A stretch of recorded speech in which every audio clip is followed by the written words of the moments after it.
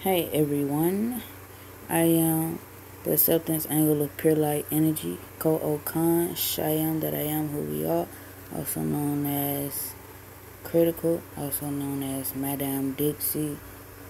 This is, I feel like we need to get into the topic and get into a little truth.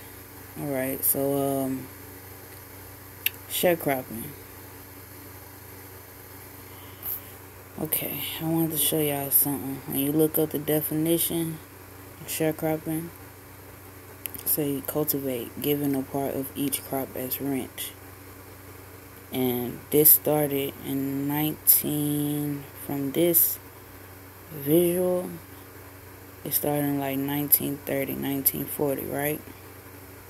Okay, so a tenant farmer, especially in the U.S., who is provided with credit for seed, tools, living quarters, and food, who works the land, and who receives an agreed share of the value of the crop minus charges,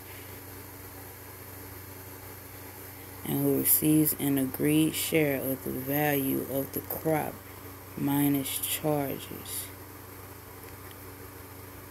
If you remember watching the Cadillac Records movie when they was riding by and they seen the people on the land, tilling the land and whatnot, and you know, the white man looked at him and was like, the man that owned the records, he looked at him and he was like, just was kind of weirded out by seeing that it was still slaves out there doing what they do. Like, he's like, I thought all this shit changed. Like, who knew the fuck, you feel me? Like, it was a whole segment on the it's a whole lot of segments on that movie Cadillac Records where they talked about the slave shit and how they kind of coded shit and whatnot. But okay, so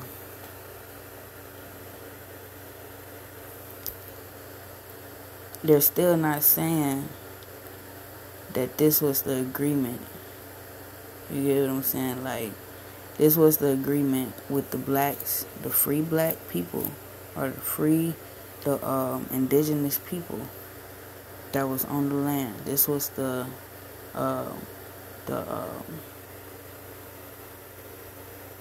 this was the agreement that some of our people, indigenous people, made with the white people back then. You get what I'm saying? So right here in this time frame, around 1950, this is the agreement, right? They told us about in the history books. Around 1950, this stuff was still going on. And that's when people started having the civil rights, you know what I'm saying, situation, like black people fighting for our rights. At the same time, they had understanding that people, you know, like, it was a lot of black people that agreed to do this thing. It was an agreement. Like, I put up things about this on my channel, and I've been trying to speak about this awareness, just let people know, like, let them be aware that the way they got our land and the way they kind of did things was a trick. We agreed to let them stay in our place and we like share the crops and da da da da. But they overruled us. You know what I'm saying? They overruled and like just took advantage mainly. You get what I'm saying?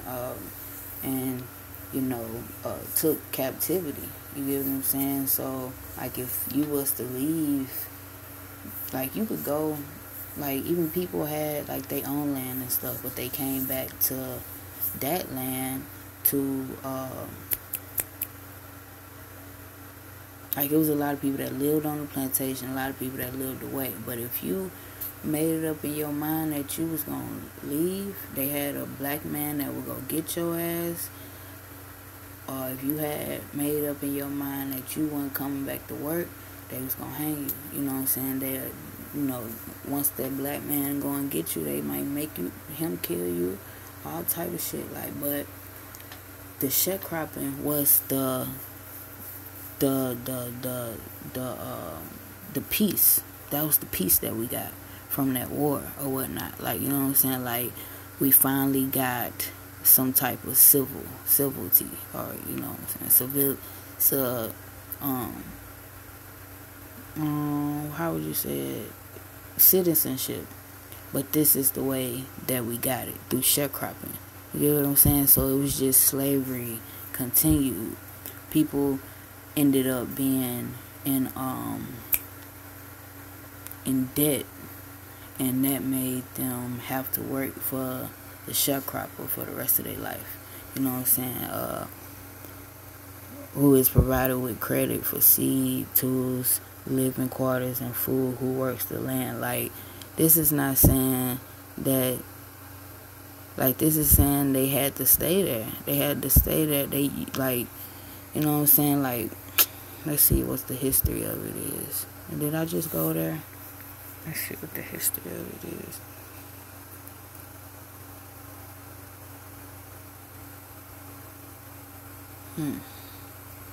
Destruction of farmer slaves and many small white farmers became trapped in a new system for economic exploitation known as sharecropping, lacking capital and land of their own.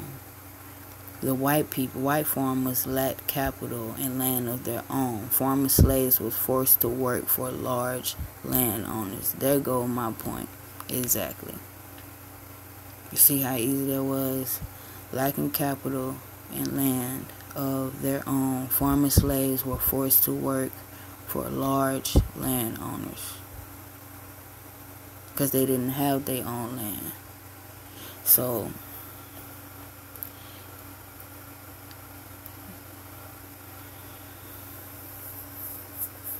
yeah, man. Like, the proof is right there. I don't really have to speak more about it. I want y'all to go check out Dane Calloway, his YouTube channel.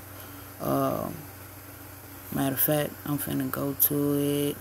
His YouTube.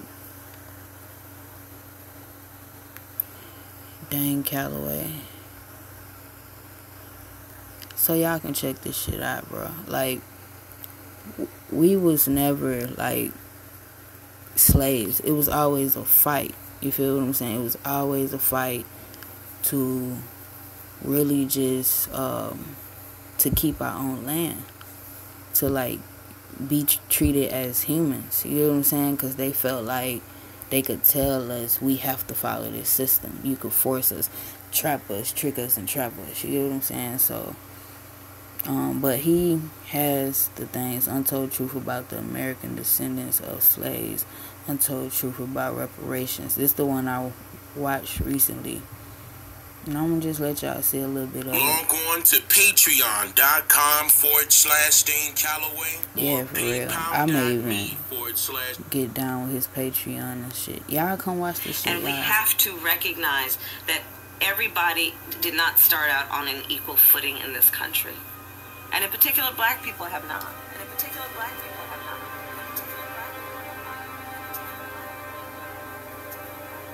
And so we have got to recognize that and do something about that and give folks a lift up. That's why, for example, I'm proposing the LIFT Act. Give people who are making $100,000 or less as a family a tax credit, which will benefit and uplift 60% of black families who are in poverty. So by default, it affects black families, but there's not a particular policy for African Americans that you would explore. But no, if you look at the reality of who will benefit from certain policies, when you take into account that they're not starting at the same place and they're not starting on equal footing, it will directly benefit black children, black families, black homeowners, because the disparities are so significant. So if we focus on the specific issues that have resulted in the greatest disparities. And we understand that that's part of why we're doing it. Listen, the reality also is this. Any policy that will benefit black people will benefit all of society. Let's be clear about that. Let's really be clear about that. So I'm not going to sit here and say I'm going to do something that's only going to benefit black people. No, because whatever benefits that black family will benefit that community and society as a whole and the country. Because you're an immigrant. Right? We're not immigrants. She's a Latino woman. Well, her family is immigrants. Put it like that. I can't say if she's I don't know how to say numbers that. with African Americans were quite low, and you also don't support reparations for slave descendants. Why do you think your poll numbers are low, and why don't you support reparations? I think what we have got to do is pay attention to distressed communities, black communities, Latino communities, and white communities all over this country. And as president, I pledge to do that. Why not support reparations then? What do you mean by reparations? By reparations for slave defendants. I know, but what does that mean exactly? Money. Well, I think that right now our job is to address the crises facing the American people and our communities. And I think there are better ways to do that than just writing out a check. Well, Georgetown sociology professor Michael Eric Dyson has a solution to white privilege. He says white Americans ought to create individual reparations accounts to compensate black Americans for centuries of oppression. Damn right. Professor Dyson joins us now to explain how that would work and why. Professor, great to see you. Good to see you, my friend. So how would this work and why? Well, yeah. Well, it's in the context, let me just briefly say, it's in the context of a much broader discussion about white privilege, white innocence, white American identity, and it's much more complicated than that, and I go at African-American cultures, contradictions as well. And then in the end, when I'm making suggestions about what can be done, many white people approach me and ask me, what can I do? Not in terms of the broad social transformation out there in the world. We all believe in that or argue about it, redistribution of resources or not. But when people ask me, what can I as an individual do, one of the things I suggested, besides being educated, besides participating with other African-American and Latino and other brothers and sisters in social movement, is to do something called an individual repair of inequality. And if they feel inclined to do so, this is for people who are so inclined to seek out a way to compensate individually for what they think is a systemic injustice. So I talked about buying kids computers, being able to take kids to school, to tutor them, to be able to do individual things that are tailored to their desires and aspirations, such as becoming professionals, exposing them to things they wouldn't ordinarily see. So in other words, it's a kind of ethic of compassion joined to a sense of conscience that motivates them to do what they're motivated to do. Well, so I support a lot of that. I mean, I believe in charity. What I don't believe in is collective guilt. And that's why I'm confused by the phrase white privilege. Well, white privilege doesn't suggest guilt. It suggests responsibility and accountability. The same accountability that America talks to about people pulling up themselves by their bootstraps and addressing their situations, their communities as being responsible for doing what they're doing. I don't believe in collective guilt, but I do believe in collective responsibility. Responsibility and guilt are synonyms in this case. And let me just ask, let's be specific. So, privilege. I'm privileged, and I wouldn't deny that, not because I'm white, because I have a good paying job. But you're privileged too. Of course. So we live near each other in a nice neighborhood. You're rich. You went to an Ivy League school, unlike me. And so you're way more privileged than most white Americans. Well, so why would they open but it's not something? Well, first of all, privilege is contingent upon the context in which it's defined. So individual cases could have an imbalance, that people of color could be way more privileged, as you talked about, than the average, say, white person. But remember, during Jim Crow, Jackie Robinson was more privileged than most white people in terms of having the ability to make a good living on a job, but he was still denied access to a water fountain. His kids still couldn't go to the same school. So I'm saying to you that your argument then seems to be rather vulnerable to rebuff, because it doesn't mean economic accumulation can prevent you from experiencing what are essentially racial inequalities. So And I think the amount of money you have doesn't do that. Yeah, and in 1955, I think that was much truer than it is now. Well, even now, when we talk about the disparities in terms of people's achievement, a study was done by Diva Pager at Princeton University that said a black person with a college education had less of a chance to get a job than a white person who had gone to prison. So even now, I'm not talking about 50 years ago, I'm talking about this is going on right now. The disparities are very real. Right. So if I live in eastern Kentucky and I am unemployed, why am I more privileged than you? And why am I in any way, as you put it, responsible for problems of people I've never met on the other side of the country? Look, I mean, we know that larger forces provide people opportunities or disadvantages. When you come, many people say, let me even stretch it even further. Some people say, look, I came to this country 20 years ago. I came to this country 30 years ago. I wasn't advantaged directly by the system of enslavement that prevailed in America.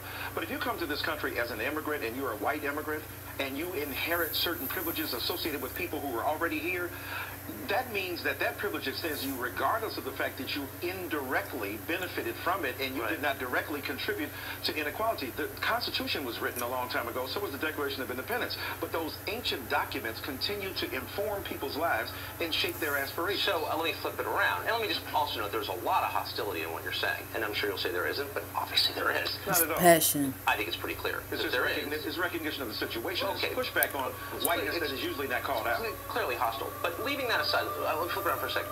If I'm an African immigrant who comes here, I'm resettled from Somalia at public expense, high public expense, am I due these reparations too? I think that the people who have benefited from systemic inequity in this country have been overwhelmingly white brothers and sisters. And what I'm talking about is a direct relationship to a notable and a documentable and an empirically verifiable system of inequality. There's nothing that's very obscure about that. And I'm saying to you that people of color who are here now, who have inherited that legacy as a result of their black skin and their relationship to black culture, have to be acknowledged. Well, my book is not simply about reparations. I know that it's not. But so much it's larger. He know he losing. But let me just, really it's about we're innocence. almost out of It's time. about white refusal to acknowledge If a responsibility. majority white country brings in a black African at its own expense, they still owe him reparations for slavery? No, I'm talking about the people who are here. That's an isolated event. I'm talking about the majority of African American people who are here, who are part and parcel of what this country has been, and who have built it in its institutions to become what it is now.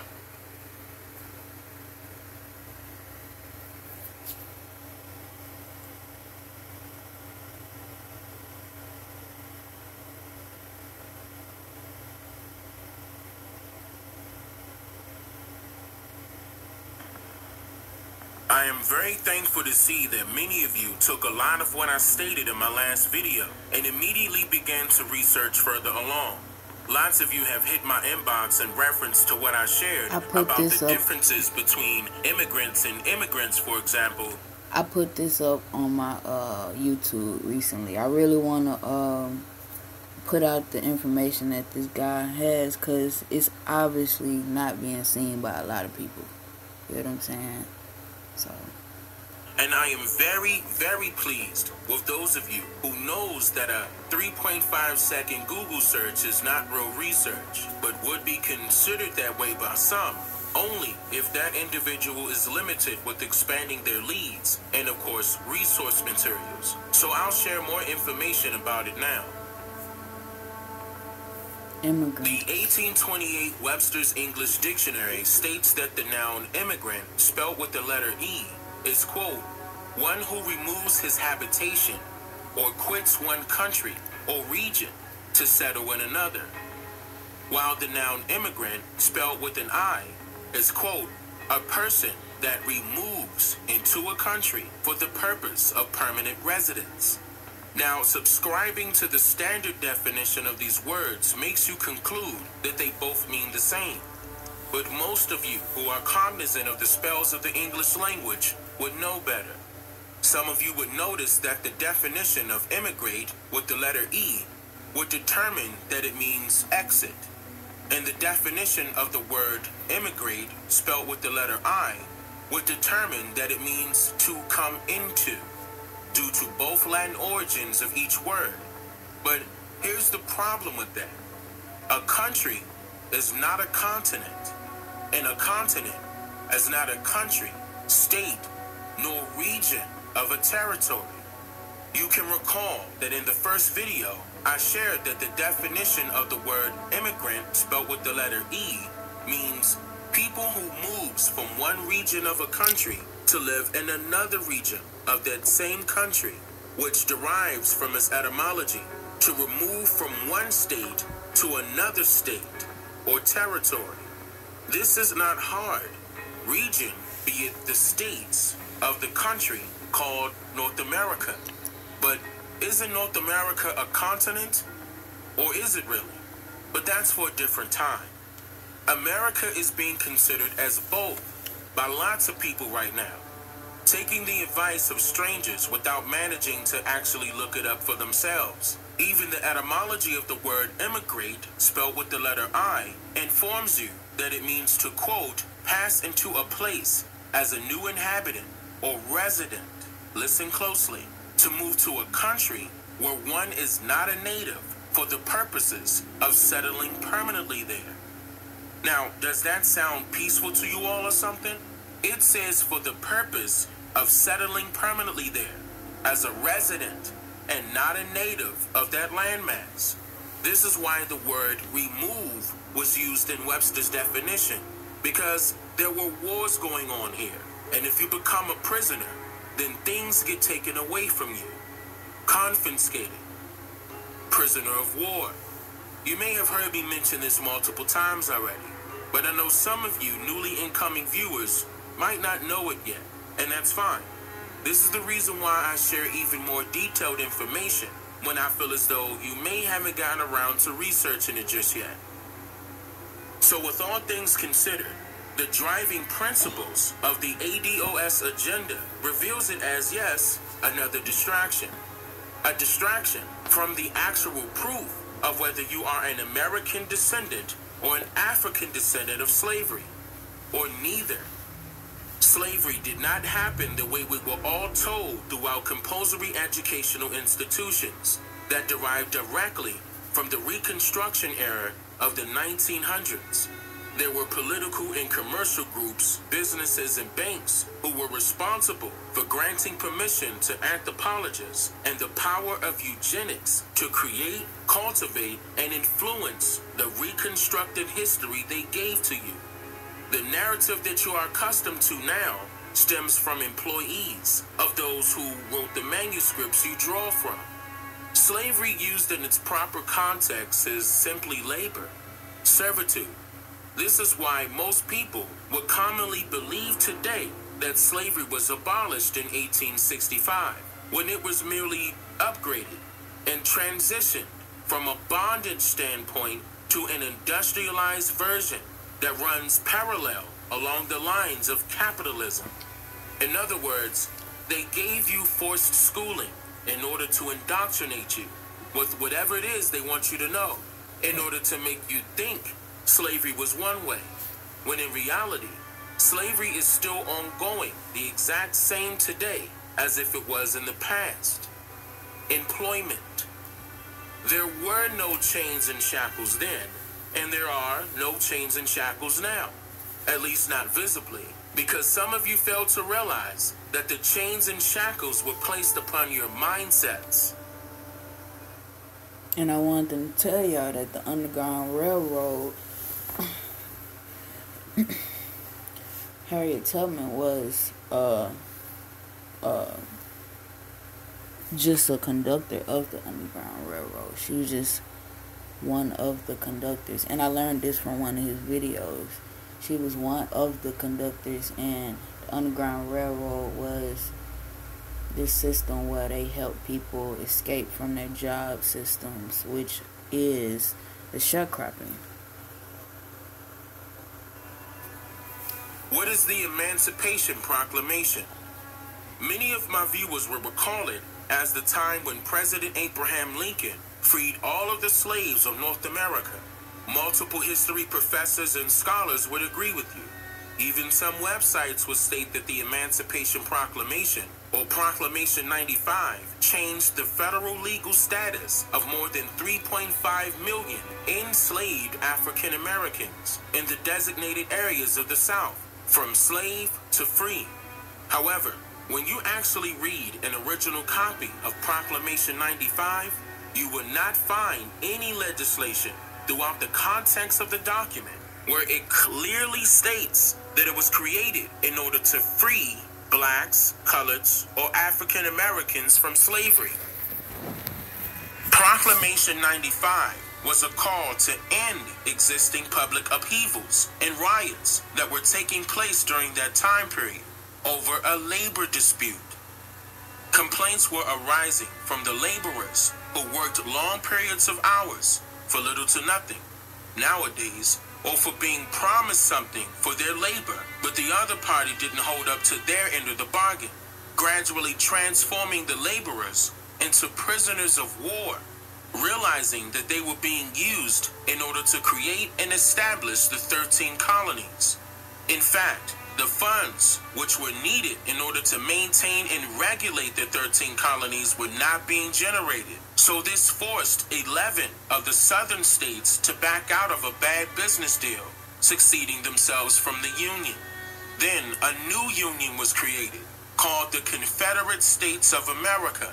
However, in order to keep the membership of these confederacies, they imposed limitations upon the resigning party's rights, just like any union would today. This was all done through a proclamation to blockade southern states from trading along the waterways. And by doing this, the United States government was able to stop commerce and shipments of products such as rice, corn, grain, and tobacco, just to name a few, from leaving the southern regions of the United States. When I mentioned a bad business deal earlier, this is what I was referring to. And so now you know what the Civil War was truly about. It was a civil dispute amongst employees that were tired of being treated unfairly within their place of employment. It was all about civil rights, inequality in the workplace, fights over improper land grants, tariffs, and trade disputes among settlers and squatters. All gave way to a secession of Confederate states and a broken union. In its simplest form, this was merely a labor dispute. At the Okeechobee labor camp, while families were preparing to move north, there was still some work in the bean fields. Children, as usual, were left to fend for themselves. Jerome, how old are you? 9. 9? Do you go to school? Yes. Where do you go to school, Jerome? At the Okeechobee Elementary School. I see. What is your sister's name? Lois. That's Lois. And what are your other sisters' names? Catherine and Beulah. Catherine and Beulah. What happened to your foot, Jerome? Dig a nail in out there by the wash house. So you drove a nail in out by the wash house. What did your mother do for that? Put some alcohol on it. Where do you sleep, Jerome? In this bed. You have this big bed? Yes. What happened? How did you get that hole in that bed there, Jerome? The rats. The what? Rats. Now, Jerome, you are taking care of Kathy, of Beulah, and Lois. Yes. Now, are you going to give them lunch today? Yes. What are you going to feed them? I don't know. Do you have any food here to give them? Yes. What time does your mother come home? I don't know. Okay, before he break, I want y'all to think about how this it goes into the installment of where we at today. You get what I'm saying? Like, we're working for them. They give us the shitty communities. You get what I'm saying? And we work to make sure that they higher businesses and hierarchies continue to flourish. But they need the hood systems and different things happening in the hood, different rituals and different poverty oppression on us, which is a ritual in itself, to make sure that everything prospers, y'all. Like, I'm telling y'all, so just pay attention. The following day, Aline King, the mother of Jerome, Kathy, Lois, and Beulah, again was picking beans. Aileen King, I saw your children yesterday at the Okeechobee camp. Why didn't you put them in the nursery? I don't make enough to pay for it. How much does it cost to put them in? 85 cents. 85 cents. That's right.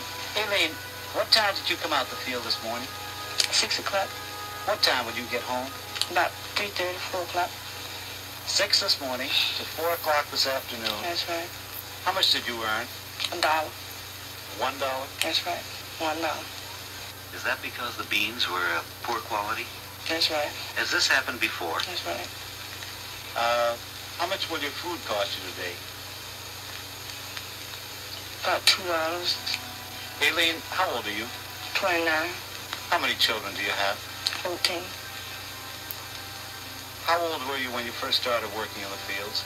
8. You've been working 21 years in the fields? That's right. Aileen, do you ever think you'll be able to get out of this kind of work? No, sir. The Civil War was a labor dispute that was inevitably tied to American Indian lands. And for this reason, a scheme was devised where the people on the bottom will be able to create a flip-flop that resulted in their eventual rise to the top. More about this in my documentary series called African Americans Are a Big Threat to American Society. But I stated that to say this: our people were always home, even when the Industrial Revolution began. Our ancestors were the ones prospering. We owned the lands, lakes, rivers, businesses, and the banks. And most importantly, we were well aware of how and where to get the resources needed to sustain the continued growth of our success and the success of Turtle Island, aka North America. So, how does an immigrant remove an indigenous person and replace themselves as a permanent resident? Do you realize that there was an agreement made between our people way before the people without color got here? The black people agreed that they would sacrifice and do the slavery thing for us, or we would have been completely wiped out. We owe them such a debt. Don't be caught up in American racism. They don't want us to unite and be together because they're afraid of that we'll treat them the way they treated us. We're human beings. We could never be that thoughtless, and we don't have to worry about that because from the way things look, they're going to self-destruct. A lot of them are spinning out of control. We're not even going to have to do anything. We might have to put a few of them out of their misery, but... According to a well-known anthropologist by the name of Margaret Mead, you don't come into a place with an attitude of entitlement, because people generally enjoy when you learn their language and their culture. As long as you come into a place ready to learn and join their society, it's okay. It's very flattering for all people when someone wants to be taught. And also, Margaret Mead stated, quote, "You have to do something pretty terrible to people before they come to regard you as a spy, rather than an interested explorer." And that is exactly what they did when they adopted our ancestors' constitutions and created confederacies that reflected our ancestors' form of government. The Articles of Confederation and Perpetual Union was a set of laws which was used to form the first U.S. government in the year 1777. This was based on the information learned by the foreigners and through Indian relations. Each Indian tribe had its own confederacy and its own constitution, and they had a commander, which was the chief. This form of government allowed for the individual sovereignty of each tribe to take place and not to be imposed upon. It also allowed for trade relations outside of the tribe to take place amongst those who are the heads or chiefs of the tribe or clan. And this is the idea that the 13 colonies took for themselves. They created the Articles of Confederation, not as colonies, but as confederacies. There was a confederacy for each state, and this is why there is also a constitution for each state. This is also why when they separated from the Union that they called themselves the Confederate States of America.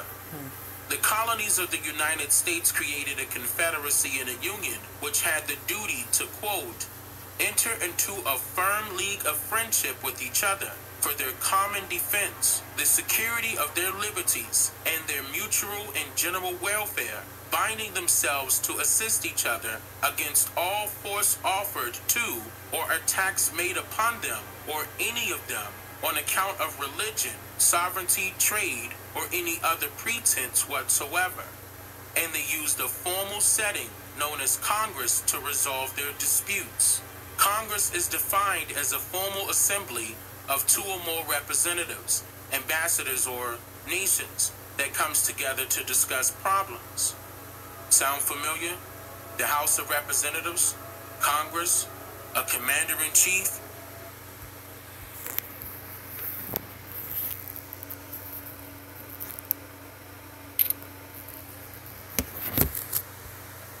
And because these foreign confederacies were so few in numbers alongside the large amount of Indian confederacies, they decided to form a union, which is short for trade union or labor union, that ensures they would always be together for a common purpose. In most cases, the American Indian clans or tribes allegedly agreed to sign treaties with foreigners, or rather a foreign government, to ensure peaceful cooperation between themselves, dating back to the latter part of the 1770s. This is also around the time when our own people were pitted against each other for the purposes of disloyalty and betrayal, and the colonization of our people through paper genocide. Of course, this was all politics. So, the start of the Civil War was the very first government shutdown, because it was declared a state of emergency, whereas the commander-in-chief takes supreme authority and decides what could possibly settle the dispute and get everyone working together again.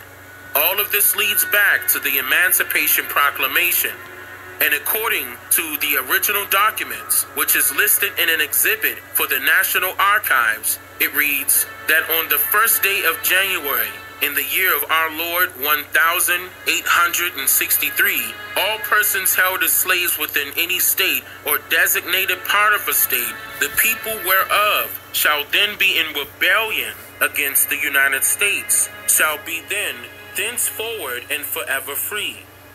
It also states that, and I hereby enjoin upon the people so declared to be free, to abstain from all violence, unless in necessary self-defense, and I recommend to them that in all cases when allowed, they labor faithfully for reasonable wages.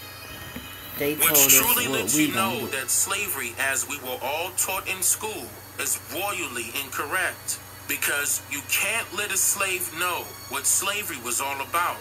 Then that person will realize that he or she may still be a slave now. I'm just here to make you think.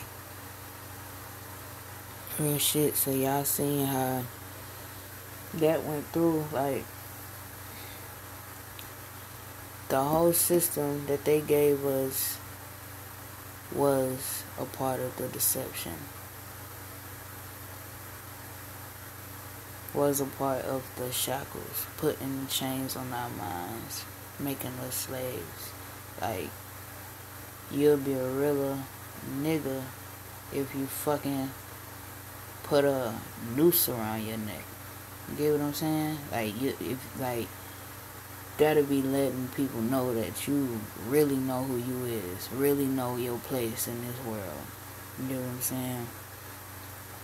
So, even that selling the soul thing, like, all these mind processes and thought processes that make